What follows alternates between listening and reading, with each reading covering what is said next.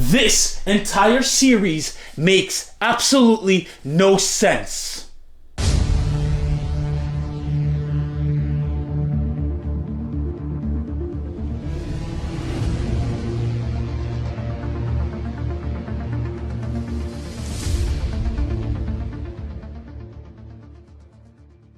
Hello and thank you for joining me on another Novel Escape. My name is Trevon Grant and this is going to be another book review on Burning Gods by R.F. Kuang.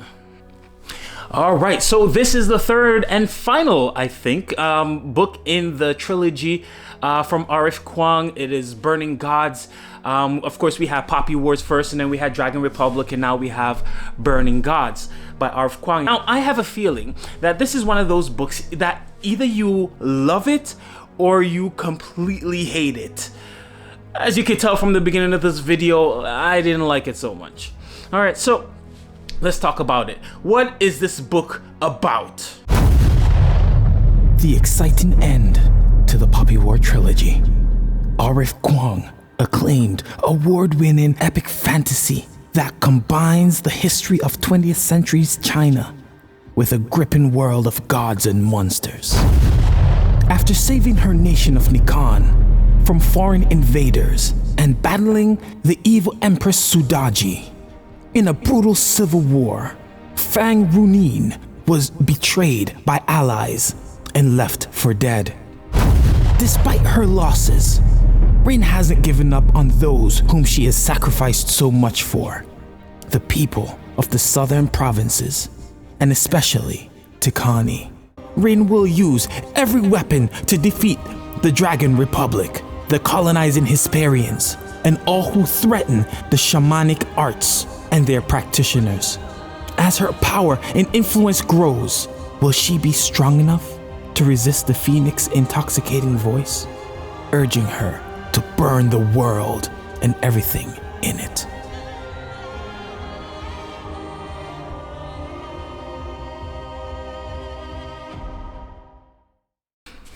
Alright, so this book starts out with Rin, and she is at the head of a small platoon.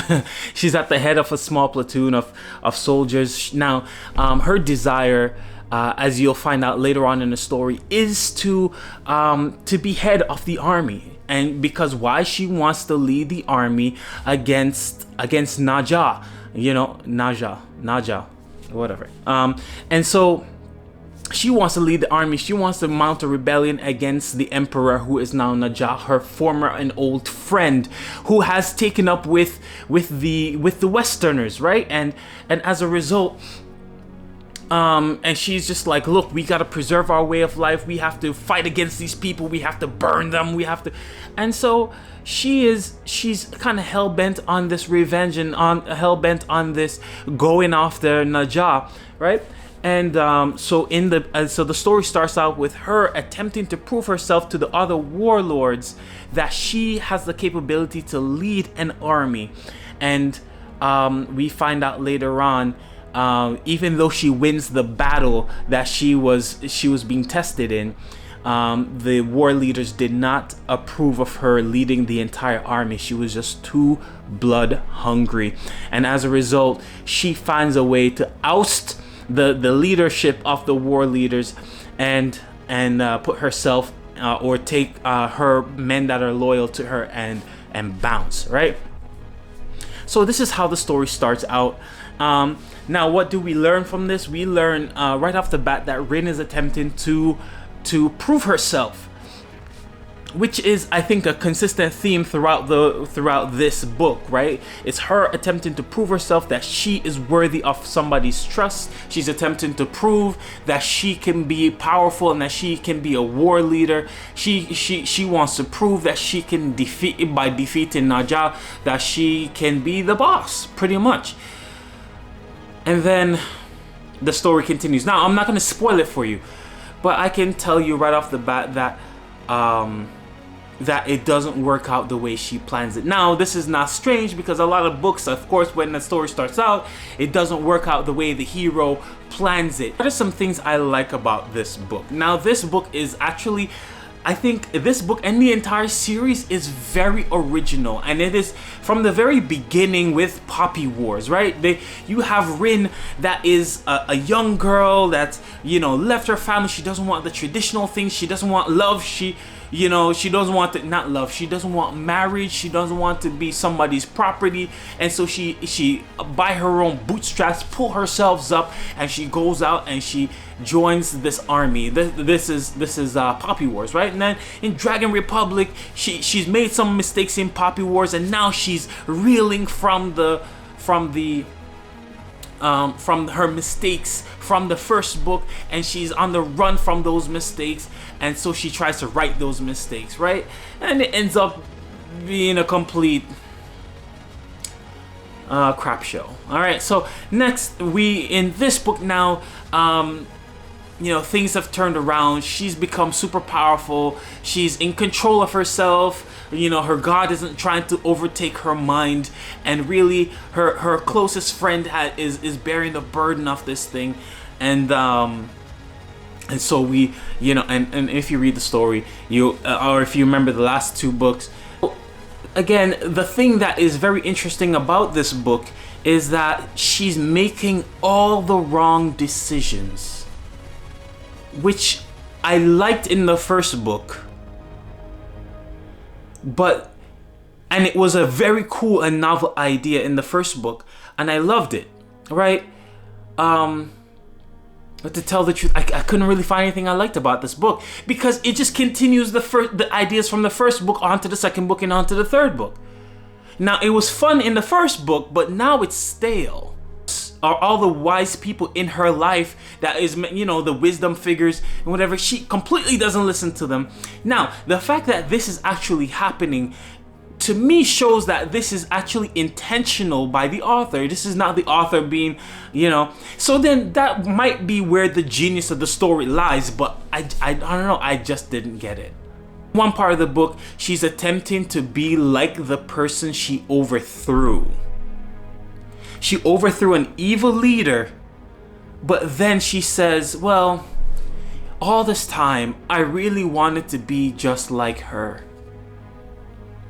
So then, you know, in the scheme of things, when I come across like different books that, you know, you have different books with different types of heroes. You have your farm boy who grows up to come and defend his land, and then you have the heroes who are hell bent on revenge. I think if I should categorize Rin, this hero, into any category, I would categorize her as the failed hero. The hero that could have been great, but chose not to. The things I didn't like about this book, the violence. I didn't see the point of the violence in the book, because it doesn't help the story.